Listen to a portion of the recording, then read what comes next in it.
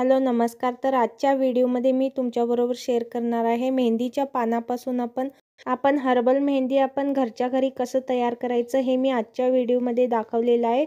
तर सर्वात आधी जी मेहंदीची पानं आहेत ती स्वच्छ निवडून घ्यायची आहेत आणि स्वच्छ करून घ्यायची आहेत। त्यामधील जी घाण आहे ती काढून घ्यायची आहे। तुमच्या केसांसाठी किती मेहंदी लागेल त्यावरून तुम्ही इथं पानं घ्यायची आहेत। त्यानंतर मी जी ही पद्धत सांगत आहे ही तुम्हाला कोणीही सांगणार नाहीत। अशा पद्धतीने जर तुम्ही मेहंदी बनवला तर तुमची मेहंदी आहे ती व्यवस्थित बारीक सुद्धा होते आणि तुम्हाला केसांना अप्लाय करतेवेळी सुद्धा कोणताही प्रॉब्लेम होत नाही। तुम्ही अशा प्रकारे एका प्लास्टिकच्या कागदाचा इथं वापर करायचा आहे। तुम्ही कोणतंही प्लास्टिकचं कागद इथं वापरला तरी सुद्धा चालतं। अशा प्रकारे जी मेहंदीची पानं आहेत ह्या कागदामध्ये घालून घ्यायची आहेत। तुम्ही ह्या पानांना डायरेक्टली तुम्ही उन्हामध्ये ठेवून द्यायचं नाही।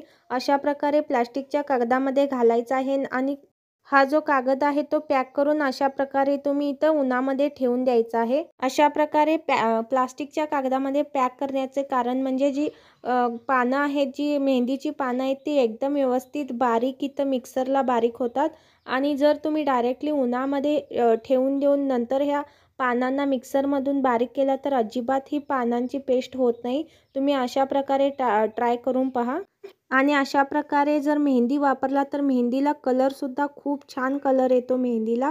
आता तुम्ही पाहू शकता मी 3 ते 4 तास असंच मेहंदी आहे ती उन्हामध्ये ठेवून दिलेली आहे। त्यानंतर तुम्ही पाहू शकता आतमध्ये जे पानांना आहे ते मॉइश्चर आलेलं आहे। इथं पानं आहेत ती मॉइश्चर आलेलं आहे, ओली झालेले आहेत। अशा प्रकारे तुम्ही ठेवल्यामुळे पानं आहेत ती सॉफ्ट होतात आणि मिक्सरला बारीकसुद्धा होतात। त्यानंतर इथं नेक्स्ट प्रोडक्ट आहे ही आहे जी लोक इथं पान खातात, जे खाऊचं पान आहे त्यामध्ये जी काच वापरली जाते ती इथं घ्यायचं आहे, एक तुकडा तुम्हाला घ्यायचा आहे। त्यानंतर मी इथं थोडं ॲलोवेरा सुद्धा घेतलेलं आहे। तर ही काच आहे तुम्हाला ही ॲडच करायची आहे कारण या काचेमुळे तुमची मेहंदी आहे ती खूप रंग येते तुमच्या मेहंदीला। आता ही काच आहे ती थोडी बारीक वाटून घ्यायची आहे, एकदम पावडर करून घ्यायची आहे जी काच आहे ती।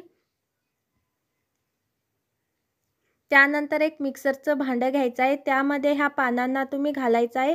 ह्यामध्ये ॲलोवेरानी जी काच आहे ती इथं घालून घ्यायची आहे।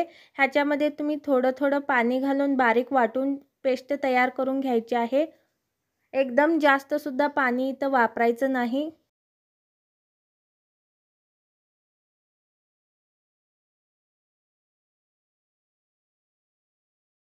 आता इथं पेस्ट तयार करून घेतलेली आहे मी, तुम्ही पाहू शकता एकदम पेस्ट आहे ती मिक्सरला सुद्धा एकदम बारीक वाटलेली आहे जेणेकरून आपल्या केसांवरती अप्लाय करायला इझी जाईल। त्यानंतर मी थोडासा लिंबाचा रस आहे तो सुद्धा ॲड केलेला आहे आणि उरलेली जी काचेची पूड आहे ती सुद्धा ह्यामध्ये घालून घेतलेली आहे।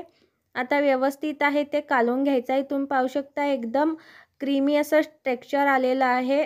जी पेस्ट आहे ती एकदम स्मूथ झालेली आहे आणि इथं तुम्ही कलरसुद्धा पाहू शकता मेहंदीला किती कलर आलेला आहे।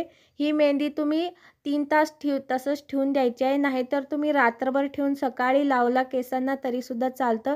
तुम्ही पाहू शकता किती कलर आलेला आहे मेहंदीला। आता ही मेहंदी मी अप्लाय करणार आहे माझ्या केसांवरती। आता एक मेहंदीला तुम्ही 2 ते 3 तास इथं केसांवरती अप्लाय तसंच करायचं आहे, नाहीतर तुम्ही 1 तास जरी अप्लाय करून तसंच ठेवून नंतर धुतला तरीसुद्धा चालतं।